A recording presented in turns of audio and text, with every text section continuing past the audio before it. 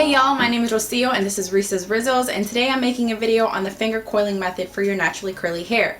If you have no idea what the finger coiling method is, it's just a technique in styling your curls that will give your curls a much more defined look. It's not one of my favorite techniques to do, and that's kind of one of the reasons why it's taken me so long to put this video up. And the reason why is because the drying process takes so long. I know in one of my previous styling videos I had mentioned that you can use a t-shirt to speed up the drying process. I don't use a t-shirt when I do the finger coiling method because I feel like when you're using a t-shirt, you're kind of manipulating the curl that you've created around your finger. And if you don't know what I'm talking about, just stay tuned when I'm showing you how to do the finger coiling method. Now, when I say that it does give you a much more defined curl, you don't necessarily have to do this all the time. I kind of like the other technique that I've showed you in styling my hair just because it's a lot faster and you can just, it's basically like a wash and go styling technique. But this is much more of a neater look, much more of a spiral curl. So of course, like I had mentioned, it will give you a much more defined curl. The pro of doing the finger coiling method often is that you're kind of teaching your curl to, or excuse me, you're teaching your hair to curl in a specific pattern. Now if you have these wild curls like I do that kind of coil in one direction and then halfway down the hair they want to change their mind and coil in the other direction, this is a good way to kind of keep it curling in a consistent pattern. Now of course, like I mentioned, the con to the finger coiling method is the waiting time. It took me almost 3 hours to get it to be completely dry, and what sucks about What sucks about doing the finger coiling method is that you cannot really fully style it until it has dried completely. So you can wait for it to dry 100%, or you can be on the safe side and wait for it to dry 110%. So without further ado, I'm going to show you how to do the finger coiling method. Keep your hair in a t-shirt after washing so it isn't soaking wet when you apply your products. This will help cut down the drying time after you're done styling. I applied Kinky Curly's Not Today as a detangler, which will help with finger coiling, and also as a leave-in, which will help keep my hair moisturized.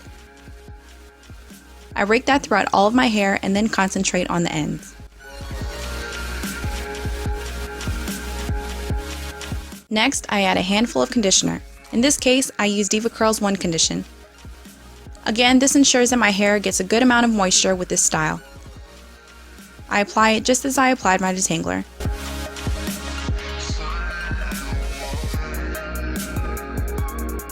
Section your hair into 2 parts and clip the top part so it doesn't interfere with your styling. Take some of your styling product. In this case, I use Shea Moisture's Curl Enhancing Smoothie. Rub it with the palms of your hand and apply it to your hair, making sure to evenly coat every single strand, from the top to the ends. Try getting the product as close to the root as possible without reaching the scalp to avoid clogging your hair follicle. Clogging the hair follicle with styling creams or gels can slow your hair growth. As you've raked the product in your hair, you want to begin the curling. You want to use your own fingers as you're raking to identify how much hair to curl. Grab a piece that's been separated between your fingers and begin to twist. You want to twist around your finger. The closer to the root, the better the results.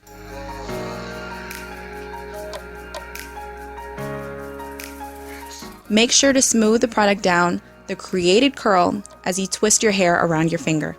If you're using Shea Moisture's Curl Enhancing Smoothie like I am, don't worry, the cream dries clear.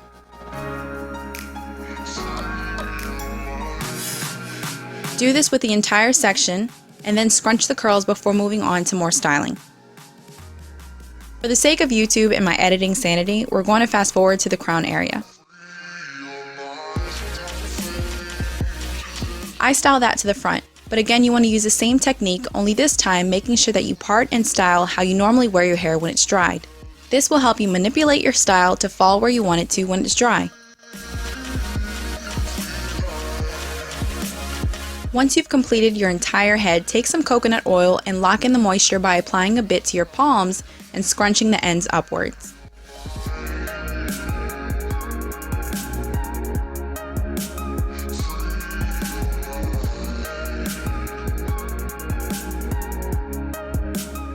Then flip your hair and shake it out so it falls naturally. You have to let your hair dry completely before you can continue styling. If you fool with your hair beforehand, your curls will develop frizz and you might not get the results you want.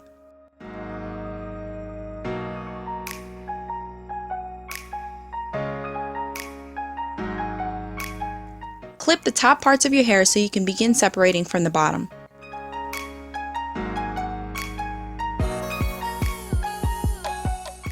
Depending on the size of the curl created, you might have to separate 3 or more times.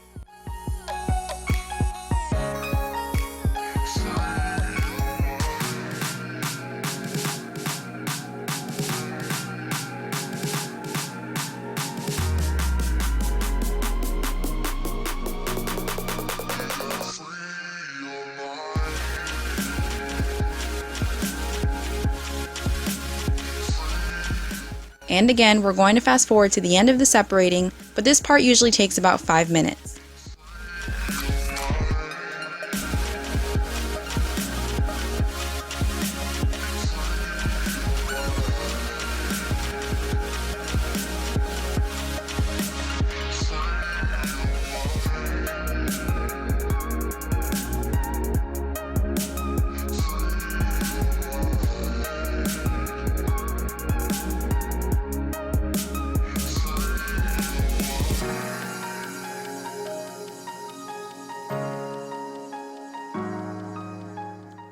Once you've separated all of your curls, you can scrunch to release any crystallization or hardness that was created while styling.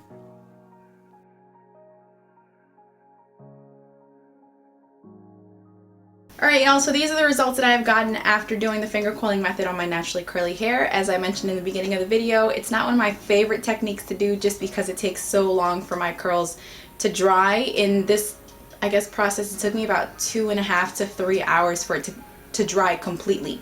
And even in the back area of my hair, it still feels not damp, but you can kind of tell that it's much cooler in that area to the touch, so you definitely know that it's still a little wet there. So you definitely want it to dry completely before fooling with your hair. But these are the results that I have gotten. And if you have ever done the finger coiling method before on your hair, if you have any other technique that you know of that has to do with curly hair, please leave that in the comment box below. Don't forget to subscribe if you haven't already, and give this video a thumbs up if you love the results.